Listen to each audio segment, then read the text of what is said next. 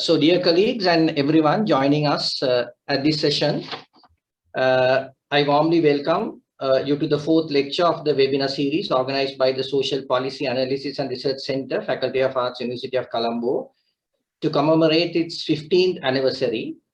Firstly, I would like to share a few words about the center and its activities. From its inception, SPARC has worked in diverse fields of study, including in areas such as social integration of youth, community-based poverty monitoring, conflict-sensitive development, globalization, climate change, disaster resilience, and management. It is one of the focal points within the Sri Lankan university system that integrates research, teaching, training, policy analysis, and advocacy on critical areas of social and economic development. The center facilitates close collaboration between academics and institutions outside the university system, including governmental as well as non-governmental agencies that deal with issues related to social policy. What began with the launch of the IMCAT study has now grown from strength to strength. The center has undertaken more than 25 research projects and has collaborated with more than 20 international and national renowned bodies. In addition, the center has offered capacity building opportunities to more than 60 junior and senior academics to further expand their knowledge and develop their research skills. The outcome of all our projects have had a positive impact at both national and local levels, influencing policymakers, practitioners, academics, and lay people in different ways. It is now my pleasure to introduce our speaker for today's session, Dr. Pia Hollenbach, is senior researcher of University of Lausanne and a freelance researcher and a consultant based in Zurich, Switzerland. A development geographer by training with hands-on experience on promoting local partnerships for sustainable development. Her career has been guided by a motivation to create knowledge and learning process in order to find contextualized and relevant solutions for complex development problems. Pia has an interdisciplinary background in development geography, peace education, and development economics. In 2014, she completed a PhD on the paradox of good intentions, the bibliography of private giving in post-tsunami Sri Lanka at the University of Zurich, Switzerland. Her PhD addressed the relationship between giving, receiving, governance, and post-disaster humanitarian in Sri Lanka, especially focusing on the political ecology of aid as a gift.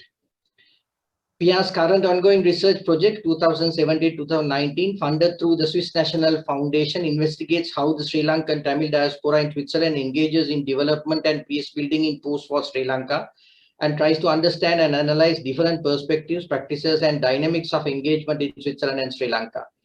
Pia is an expert evaluator of a local partner organizations in the field of development with hands-on experience in practice and research. She executed evaluations, planned and implemented development projects, and conducted extensive qualitative research. Pia is a colleague who has closely worked with the center, and we are delighted to have her as one of the speakers of our webinar series. Prior to starting the session, I kindly request all participants to abide by the following set of guidelines to ensure minimum disturbances during the session. Kindly keep your mics muted until the end of the session. Any queries or questions can be raised during the question and answer session. After the lecture, participants can either ask the question verbally or send it as a message. We look forward to your cooperation in this regard. While thanking Pia for her time and for being willing to share her knowledge with us today, I would also like to thank everyone who is joining us today. We hope that this session will be fruitful and beneficial to all participants. Thank you. Floor is yours, Pia. Thank you. Thank you so much for your introduction, Nishara, and welcome to everyone to this lecture. I'm really happy to be with you today. Even I would be more happy to be with you in Colombo, to be honest. When Dr. Nishara asked me to participate in this lecture series to present a theme that I encountered during my research in post-disaster response, I immediately had the idea to talk about the slogan, Building Back Better, as this slogan always creates an uneasy feeling in my stomach. And why is that so? Because the slogan has the objective to aim for betterment, to improve living conditions and a more resilient environment for disaster-affected people in the recovery and rehabilitation phase. But during my many years working in post-tsunami aid or disaster in Sri Lanka, and then shifting to Nepal to post-earthquake processes, I realized the objective is not often or not really met on the ground. When I started to structure today's presentation, West Germany was actually hit by an unforeseen bad weather causing huge floods. How can I? Okay. As you see here in the pictures, it really was a huge natural disaster in West Germany in an area called the Eifel.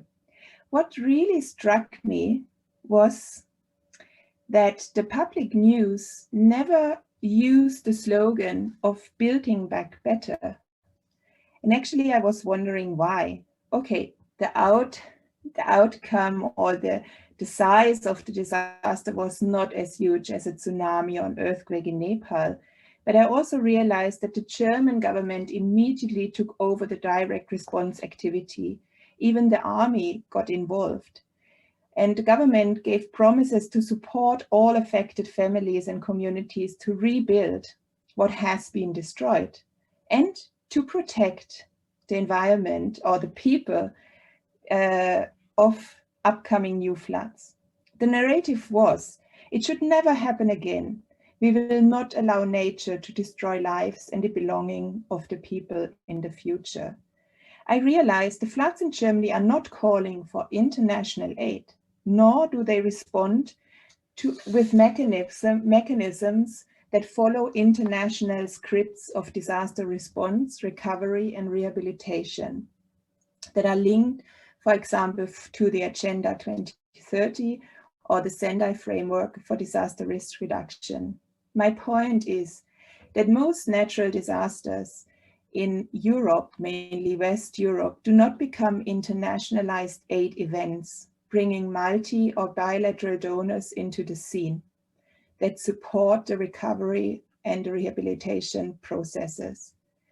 Therefore, the German post-floods narratives are not linked to any international language or mantras that multinational organizations and institutions like the UN or the World Bank recoin.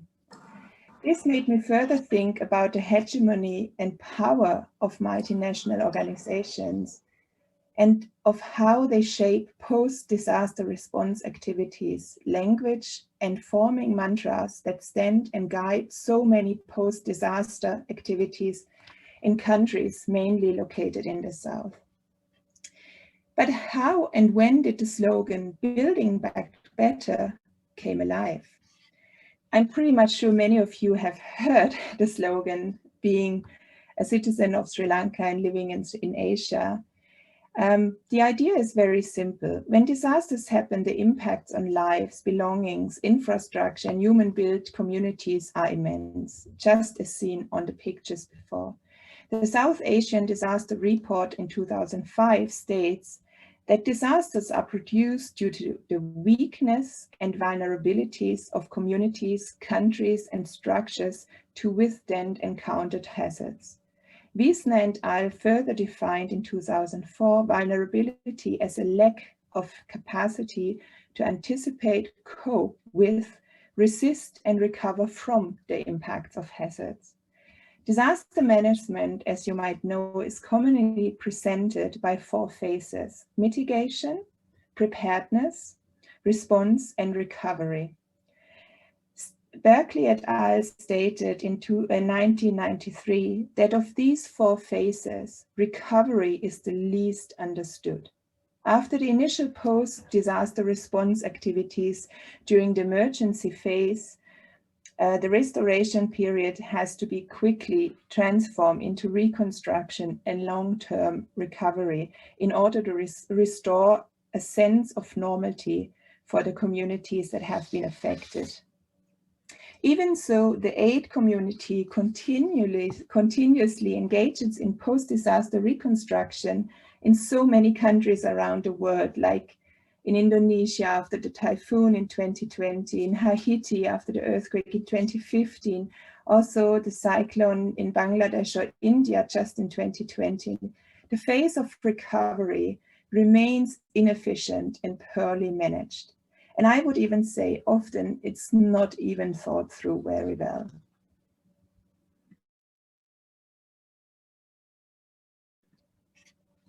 So when I said Building Back Better came alive in the post-tsunami time in 2004, actually, it was one of the largest and extremely overextended the capacities of local governments and communities to cope with the tsunami impacts in the years followed after 2005.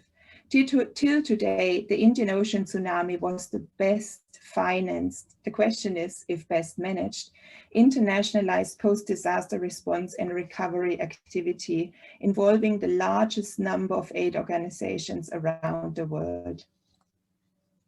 To better oversee, manage, and guide such a huge post-disaster recovery process, Bill Clinton, as you can see him here on the picture, the former US president, became the UN Special Envoy for Tsunami Recovery in 2005. In 2006, a report was launched titled Key Proposition for Building Back Better. The idea of the slogan is very simple, as it wants to go beyond the traditional understanding of post-disaster reconstruction, simply repairing the physical damage that has been induced by disaster. In post-tsunami, it became clear that this linear idea of reconstruction does not envision a betterment of a situation that clearly led to huge scale impacts on the families, individuals, society in post-tsunami time. Or as Kennedy et al. Point out in 2008, rebuilding the built environment and infrastructure exactly as they were prior to a disaster often recreates the same vulnerabilities that exist earlier. Therefore, the idea of building back better is easy. It's to utilize the reconstruction process to improve a community's physical, social, environmental, and economic conditions to create a more resilient community to withstand future shocks and disasters. Therefore, the concept proposes a broad, holistic approach to post-disaster reconstruction. Let me show you here. So this was the cover of the report, which then actually really is the birth of the slogan of Building Back Better. And it included 10 propositions. I hope you can read them, but I would like to point out 4. Which later I would like to critically take you into the field of the analysis I conducted many years now in post-disaster reconstruction. And then we can later discuss if these prepositions really have been met. So preposition 1, governments, donors, and aid agencies must recognize that families and communities drive their own recovery. In preposition 5, it says good recovery planning and effective coordination depend on good information. Preposition 8, I would like to point out, from the start of recovery operations, governments and aid agencies must create the conditions for entrepreneurs to flourish. And the last preposition, good recovery must leave communities safer by reducing risks and building resilience. The remaining time of my presentation today, I would like to use to share my experience in post-tsunami Sri Lanka and post-earthquake Nepal to assist if the mantra of building back better really does lead to the envisioned outcome of a more resilient community, more resilient individuals, local authorities, and so on, and to prepare really disaster-affected countries for future shocks and disasters. I will use pictures and take you with me into the field and encounters of my research work, hoping to critically address different issues, showing that the use of the mantra and organizing post-disaster recovery work along the 3 words of building back better is not automatically leading to its achievement. The first experience I would like to share is my work and research in post-tsunami in Sri Lanka, in Galle. For 3 years, I was working as a part-time consultant for a German aid organization that actually came to Sri Lanka as a new player using the international aid language, and had no former interaction in Sri Lanka. So it was one new organization out of the 600 that joined the efforts to reconstruct and rebuild Sri Lanka after the tsunami. But I don't want to go too deep. I could make a whole lecture out of that experience. But I would like to mainly show you that the outcome of the German aid organization resettlement scheme that was building 90 houses inland of Galle, as you can see here, that's the new village. So 90 families along the coast have been relocated 20 kilometers inland. And this is how the land looked like when they purchased the land. And then they developed out of the very jungle area, they created a village. And the idea was to create an eco-friendly and sustainable living condition for the 90 families. All was targeting to build back better. But honestly, the major critique I have, and I really also failed as a consultant to make the donors realize that is a huge mistake, that the houses were built without any consultation of the receivers. And even worse, the houses were built without having receivers. So how can people who had to be resettled from the 13 Kramaniladaris along the coast of Galle became a community if they did not even know who and where they will be resettled to? I followed the community over several years, not only as a project manager, and as I said, I completely failed to make the donor realize that the approach they are taking is not sustainable and will not lead to the building back better. But I also had to learn a hard lesson that aid is not only following, or not often following, the receiver's demands and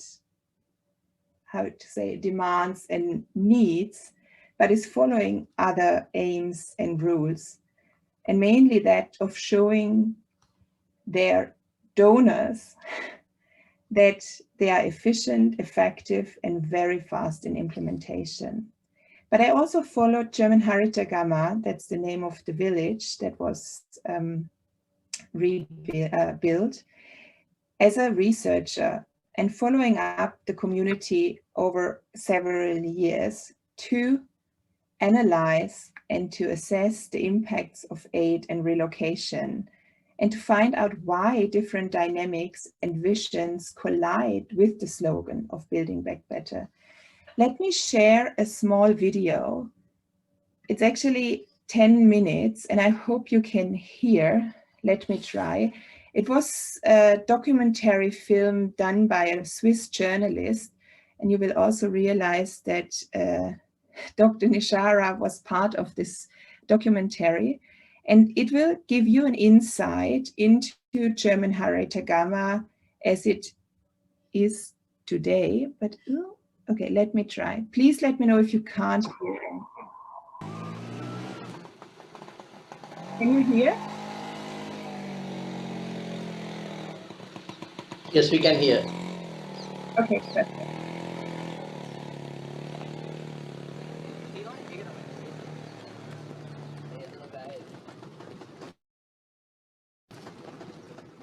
As a self-sufficient community, with all the necessary amenities for the village's 90 households to be self-governing and self-sufficient. The German aid organization has now completed the project and left the inhabitants to their own devices. We meet two academics from the universities of Zurich and Colombo.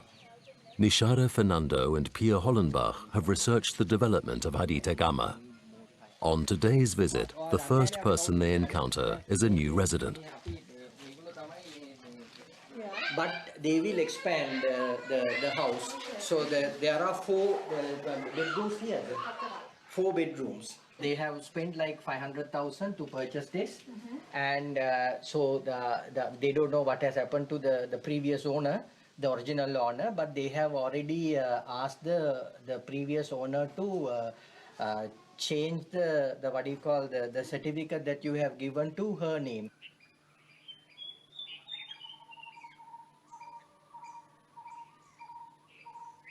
During our search for former tsunami victims, we come across many empty buildings in the overgrown village. Pia Hollenbach, who had supervised the resettlement project on behalf of the aid agency Diakonie Katastrophenhilfe, is not surprised. Als die Planung stattfand, gab es noch keine wirklichen Empfänger.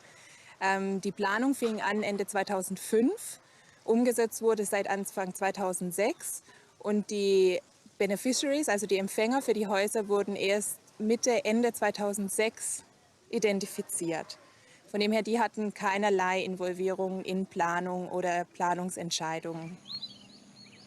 The donors equipped the Green Village with solar technology. 7 years later, hardly anything is working. The community center is now connected to the national power grid. A single solar-powered street lamp still casts a light, during the daytime too. Maintaining this new technology was too great a financial burden for the village community.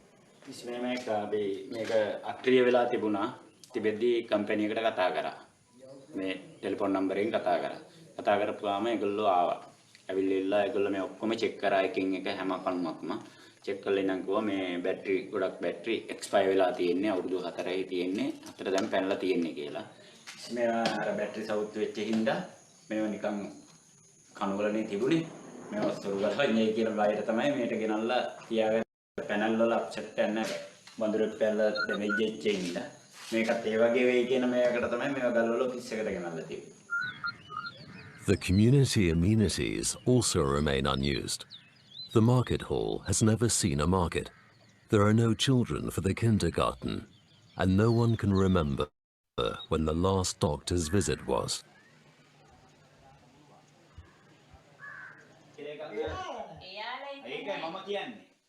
For sociologist Nishara Fernando, it is clear that the German donors failed with this project because their planning took no account of the realities in Sri Lanka or the needs of the people.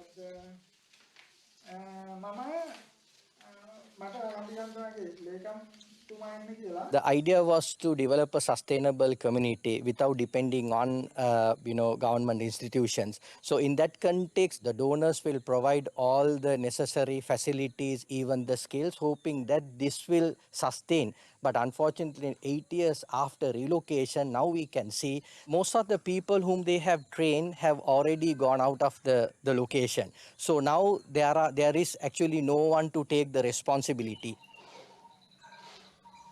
The retired civil servant we meet in his vegetable patch is not a tsunami victim either. He bought his house a little while ago. ගෙවල් ගොඩක් හරිය වහලා තියෙන්නේ. ඒ අය මෙහි නැහැ. දැන් මේ ගෙදර වහලා, මේ ගෙදර කුලියට දීලා. ඊට එහා ගෙවල් මේ වගේ සාමාන්‍ය මේ ගෙවල් 91කින් මේ ගෙවල් දීපු අය ඉන්න ඕනේ. මුලින්ම සුනාමියෙන් අමතන් වෙලා ගෙවල් දීපු අයගෙන් බොහොම සුළු ප්‍රමාණයක් විතරයි දැනට රැඳිලා ඉන්නේ. වැඩි ප්‍රමාණයක් නිවාස විකුණලා තියෙනවා, කුලියට දීලා තියෙනවා, සමහර ගෙවල් වහලා දාලා තියෙනවා. හේතුව ඒ වහලා දාලා තියෙන්නේ ඔප්පු දෙනකම්. ඒක තියෙන්නේ. ඒගොල්ලන්ට තියෙන ලොකුම ප්‍රශ්නේ තමයි ඒගොල්ලෝ ගාල්ල නගරේ මේගොල්ලෝ ඒගොල්ලන්ට ගින්තොට දඩල්ල, බූස්ස, කළුවැල්ල, පෙට්ටිගලවත්ත, එතකොට මාගාල්ල, දෙවට ඒ වගේ පැතිවල අයට තමයි මේකේ ගාල්ල ටවුන් එකේ අයට තමයි මේක ගෙවල් දුන්නේ. නමුත් ඒ මිනිස්සුන්ගේ රැකියාවල් තියෙන්නේ හේ.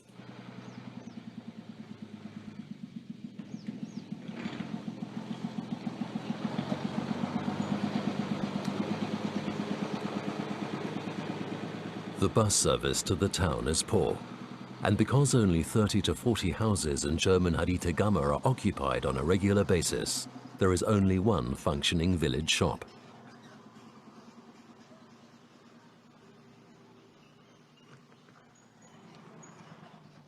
Urban people should be relocated into urban areas close to the previous settlement, and also rural people should be relocated into rural areas. So this is, I think these are some of the important points, and also I think we have to concern about their livelihood activities, the income that they earn, and also how to keep intact their neighbors, friends, relatives.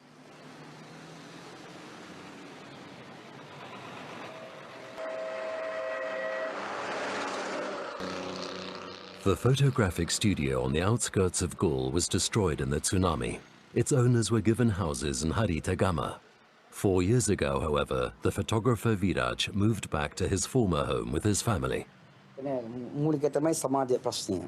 අපිට තරින් ගෙටින්න බෑ. කණ්ඩායම වශයෙන් එක වර්ගවල එක ආදායම් මාර්ගවල නෙවෙයි මම කියන්නේ මේ සමාජතත්වයෙන් කියන්නේ සමහර ඩ්‍රග්ස් ගන්නවා සමහර මේ වගේ වැඩවලට සමාජ විරෝධී වැඩ කට්ටිය එන්න මෙන්න අපේ ළමයි හදාගන්න බෑ එකක්. මුල් එක. අනිත් තමයි අපි ව්‍යාපාර කටයුතු කරන්නේ මේ පැත්තේ. අපේ ව්‍යාපාර කටයුතු එක තමයි මුලින් කියනවා.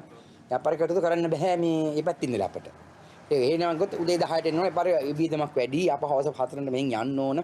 විදම වැඩි නිසා තමයි අප මෙතන අපි කරේ මෙතනනේ පුරුද්ද තියෙන්නේ. අපේ ගම අපේ කස්ටමර්ස් වැඩිනේ මේ පැත්තේ අපේ බේසික් කස්ටමර් එකේ ඉන්නේ. ඒක නිසා අපි මෙතන තමයි බලාපොරොත්තු එක තමයි. Viraj wants to sell his house in Haritagama, but he hasn't yet received the deeds of ownership. We meet an old woman who lives with her husband in Viraj's house. The photographer is investing the rental income from Haritagama in the reconstruction of his old house on the coast. And she says that the deed will come under the name of the original owner. The house next door is also rented out. It belongs to Viraj's brother, who no longer lives in Haritagama either. Ich denke, das Problem bei diesen Umsiedlungen war, man konnte nicht ein Dorf nehmen und an einen anderen Ort umsiedeln, sondern man hat, zum Beispiel German Haritagama hat aus 13 verschiedenen Dörfern Leute zusammengestellt, sage ich mal, um eine neue Dorfgemeinschaft zu bilden. Eventually, we find a house that is still inhabited by its original owners. In 2007, Jayanti and her family were the first to move into Haritagama. She earns her living as an outworker, while her husband is a security guard in the town. ඔව් ඇත්තටම මේ නිවස ලැබුණම මේ මම ගොඩක් සතුටු වුණා. මොකද අපි කුලියට ඉඳලා තමයි සුනාමියට ආවුනේ. ඉතින් ඒකින්ද අපිට කියලා නිවසක් තිබුණේ. මේ නිවස ලැබෙච්ච එක ලොකු දෙයක්. මම ජර්මන් ජාතිකයේ දාන පිටින් ඇත්තටම ගොඩක් ස්තුති කරනවා මට නිවසක් ලබා දීමට. ඒ වගේම දැන් මම ගොඩක් ඒ කියන්නේ සමිතියේ නිලතලා අරගෙන ඉඳලා ඉඳලාම මොන හරි තනතුරක් දැරුවා. ඒක කරගෙන ගියා. ගමට මගෙන් කරන්න පුළුවන් හැම උපරිම සේවයක් කරා දැනටත් කරනවා. නමුත් ගමේ එකමුතුකම කියන එක අඩු හින්දා මට ටිකක් දැන් ගම ගැන මේ එපා වීමක් වෙලා තියෙනවා ඇත්තටම. Jayanti speaks her mind to the former project manager. She complains that the German aid workers withdrew from Haritagama too early and left its people in the lurch.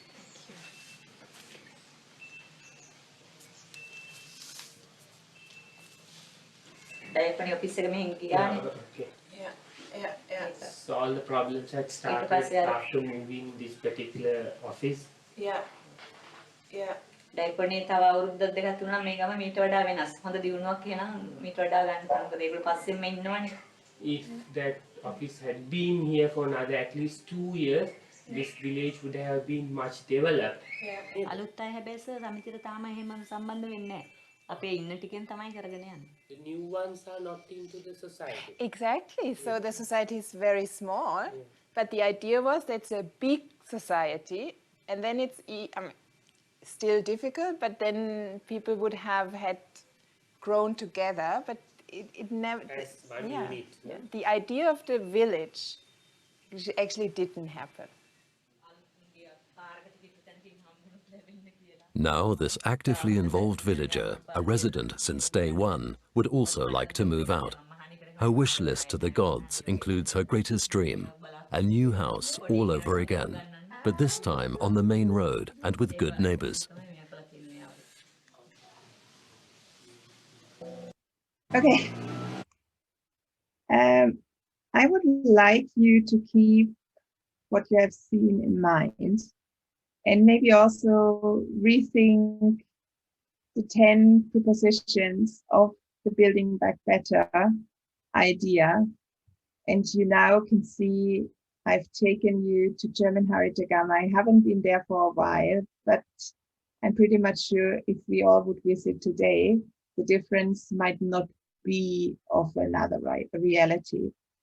But please, I would like to now take you with me to Nepal in the post-earthquake time, post-2015. I can only speak of how the processes and the internationalized aid and recovery events have developed in the urban setting of Kathmandu Valley, because I stayed there to investigate how 6 different communities were part of the reconstruction and rehabilitation phase in Nepal. So this is an old historical urban setting. It's called Bungamati.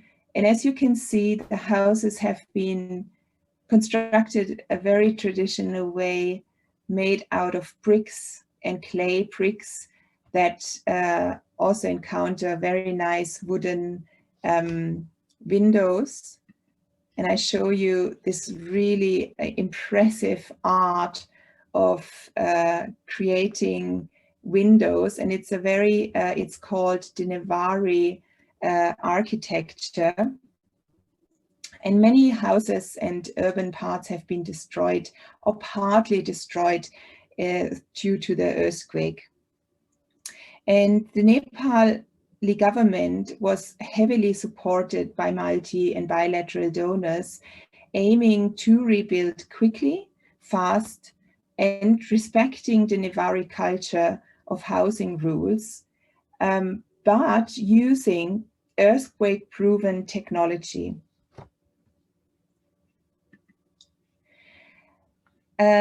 It was a decentralized process of recovery, and it also included, as you can see here, the UN also used again the slogan of Building Back Better.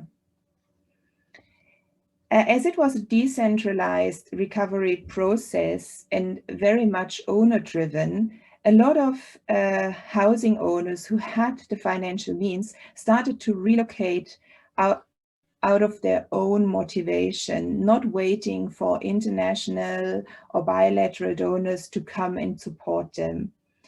Why was that so? They were reluctant actually to use modern technology as it involved high costs. They also were reluctant to build into using the Nevari style because it also involves high costs, and they had to outsource to contractors many steps of the rebuilding processes. So therefore, some housing owners just did start to rebuild. Others who had limited financial means, however, had to wait or were waiting for organizations to come, and some are still waiting till today, to get their houses reconstructed and modernized along earthquake-proven technology. The consequence, as you can see, this is really bad to handle. Okay. The consequence today, a lot of the old Nevari urban settlements are a potpourri of houses that are sometimes respecting the Building Back Better policy of the Nepal government, like it was to have 3-story buildings only, but as you can see here in the back, the gray house already is higher than actually the building bylaws had called out. Also, that person is not respecting any of the Nevari architectural styles and historical styles. So you have a potpourri of many different housing styles, heights, and actually a lot of times it's not built on earthquake-proven technology. And actually also what happened, the consequence is that a very unjust reconstruction and building process happened in post-earthquake Nepal, leaving behind mainly those who are the most vulnerable members of a society, often elder women.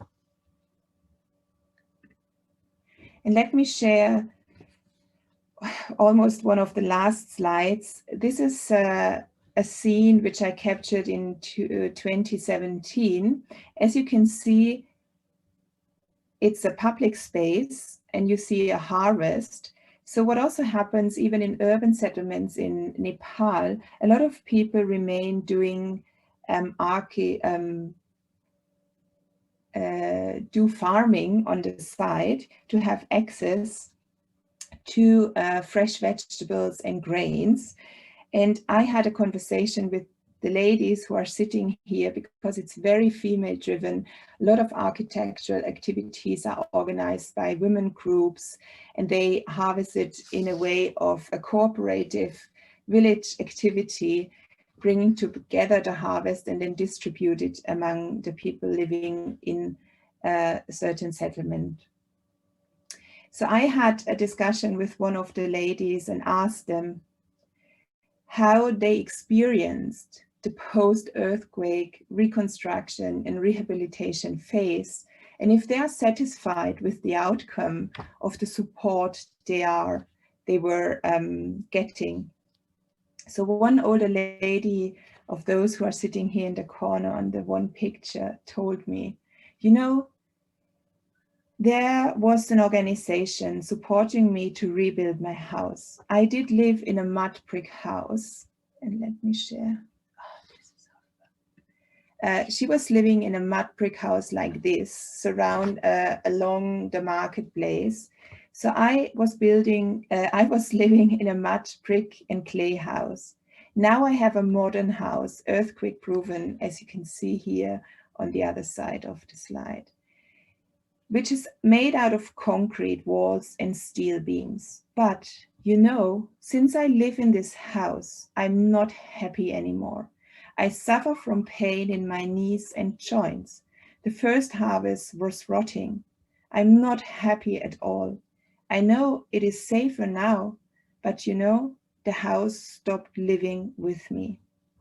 When I was listening to the lady, I realized building back better measures along technical means is easy to justify and a quick solution for an aid organization and towards the risk people had experienced, but not respecting the everyday lived needs of affected people and communities will not make them more resilient, but will even make them more vulnerable. And I would like to end with actually a slide. While I was preparing, I used Google and just entered Building Back Better in COVID and realized that the mantra continues. Obvious, the current situation, the pandemic, the SARS-CoV-2 pandemic can be understood or should be understood as a natural disaster. And we find the mantra again guiding international debates into an understanding how to build back better the world society in a post-SARS-CoV time. I would like to share with you my thoughts on this. And I think it could be another very interesting lecture to reflect on the hegemony of international language and the slogans, or to come together in several years to analyze and evaluate if the use of building back better in post-tsunami times really improve the world's resilience toward future disasters. I thank you very much, and I'm sorry for my incapability of using the slides, but I'm happy to share or answer questions of understanding or to keep the discussion with you alive for a couple of minutes. Thank you, Dr. Pia. I think this has, I mean, definitely help us to develop more research questions, in the future to conduct more in-depth studies and also question the concept of Build Back Better, even in the context of COVID, right, which is something interesting to explore more in the future. So let me open the floor for questions, and we can take questions until 4 because we have to finish around 4. So if anyone wants to ask a question, you can introduce yourself in brief and then just pose the question to Pia. Or you can even type your questions using the chat box, whatever method that you want. I mean, the floor is open. Thank you. Hello, Pia. Thank you so much for the wonderful presentation. And it was very nice to see Dr. Nishara and you both at Haritagama, which is also part of my field. Just wondering now, as you mentioned correctly, Building Back Better does have issues and have created issues and created vulnerabilities. How would you, if you are given a chance, how would you curb these? What's the alternative? Well, definitely I would try to make the processes much more participatory. And as I always say, a disaster happens, and yes, it creates a lot of suffering, and people have to be relocated in transitional shelter. And we also know that's a critical momentum, that these shelters do not become a long-term solution. But I feel what is really necessary and would create, I mean, for me, a better feeling as a starting point to do a proper planning with the people who were affected, because they know best what actually is their lived reality and how they embody a village, how they live through an everyday of housing reality. And that often is not happening in post-disaster times because it's a rush. People, and also, I mean, the tsunami was just very exceptional, right? Because there was so much money involved. And the money, I realized being a consultant for an aid organization, they also have the pressure to spend the money in a certain time. And then they start. It's kind of a very blind activism. And often it's really the momentum when participatory processes start. It takes a lot of time to build up the trust and to blend with people. And yes, you have to cut down on expectations, not only of the people, but also of the donors. And these processes are not properly executed, I would say. It's talking about owner-driven. It's a very good narrative to say we do participatory planning, but the implementation is often not how it should be, because then the processes would be longer, more intense, maybe also more expensive, I'm not even sure. But key is to bring people on board to plan for their future lives and not to create something and then bring people into that something and tell them that's your new village. That's not going to work. And I have seen that in Sri Lanka, in so many places, and I've experienced it in Nepal. And the interesting part of the 6 urban settlements in Nepal, those who actually tried to do the implementation by self-management, are the most successful. If you're not waiting for an international aid organization to come and to support. Does that answer your question? Thank you, Pia. I think it does. Thank you so much. You're welcome. And I see Trishti, you are here, and she's actually a colleague from Nepal.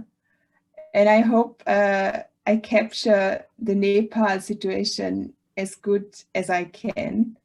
But Trishti, if you have other experience, happy to share with the colleagues here.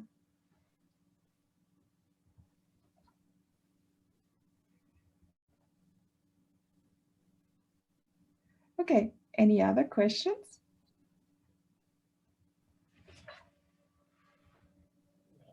Any more questions?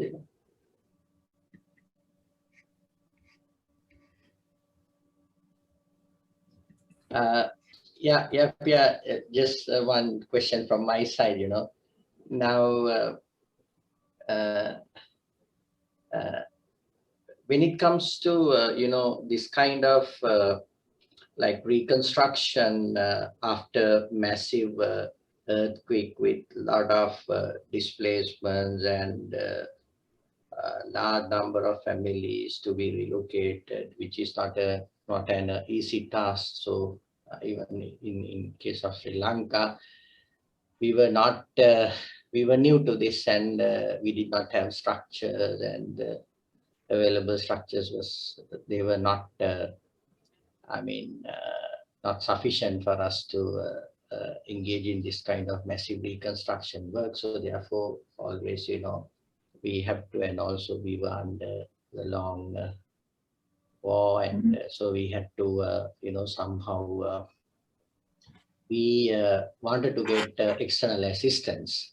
But then the point was, always, we asked the question, okay, now what was the duty of the government, local councils, when they request foreign donors to come and, construct settlements, because at the end, as you know, all issues and problems have to be dealt by, the local councils and also the DS office. So that's very important area, because they have to monitor and also they have to evaluate. So the close monitoring is very important in this kind of situation, at least to minimize some of the negative impacts. Now, according to your experience, actually, can you share what were your experience with regard to involvement of different local level, provincial level, and national level, not officials, but I would say institutions, whether they had a clear idea in mind, or whether they were, just keep on changing. Sometimes it's very difficult for us to focus. Yeah. I mean, in Sri Lanka, we experienced it very much that often, I mean, the diaconate, and especially my role, which I played, I was often critical regarding how the process of relocation was happening. And I really also urged the organization to meet the local institutions like the Kramaniladaris from those villages where people will be relocated, but also to meet Kramaniladari and the local authorities of the region in which the new inhabitants will enter, right? As you said, because, I mean, I think, I can't remember, but you might help me out. I think there were over 600 new inhabitants coming to one new local authority, which people have to absorb, right? A region has to absorb, like also schools, access to other infrastructure. And this actually often is not happening. As I said, aid organizations do not stop at a local authority's office to inform. And that's also something in the preposition of building back better. that aid organizations as well are responsible to inform what they are going to do, right? And the communication from the national to the local authorities is lacking. We experienced the same in Nepal. Local authorities, we went there to have conversation, and they said, you know, actually we do not really know what's going on. We know there's a UN habitat coming, there's UNESCO coming because of these old traditional buildings, but actually we are not fully engaged. And then people from the village approach local authorities with many questions and you can't really answer them. And this is it's conflicting, because who remains later to manage the village is the people who live there and the local authorities, who then also become responsible to maintain new infrastructure, right? Streets, access roads, I don't know, water supply, electricity, all of that is left behind and is not connected to the local authorities. And that's a huge mismatch. And that's definitely not aiming towards the objective of building back better. But I always wonder, even now watching these 10 minutes of the documentary, which if someone is interested, I can share the full video with you all, the film. It's really unbelievable that this continues to happen in so many post-disaster situations. If you travel to Haiti, it's the same. If you go to Bangladesh, everywhere where this, I always call them the aid caravan, who is like going from one station to the other after a disaster happens, it continues to not respect the local context. And that means to integrate all aid activities into the local authority and the local infrastructure, which will remain and needs to absorb all that aid that is given to the citizens of an affected country. So I think that's a key which has to be much more respected to really improve the aid to sustain and to become closer to the reality of building back better. Otherwise, it's, for me, a complete failure. But as I said, we experienced the same in Nepal, and I'm happy to share an article I've written with colleagues where we really also say how this mismatch happens, that local authorities are not part of larger planning and decision-making processes when international aid organizations step in to rebuild and reconstruct villages and urban settlements. Thank you. So we can take one more question if there's any one wants to ask. Yeah, can I ask a question? Yes, yes, yes, yeah. Sure. Yeah, this is Ahilan Kadirgama from University of Jaffna. Hi, Pia. Hi.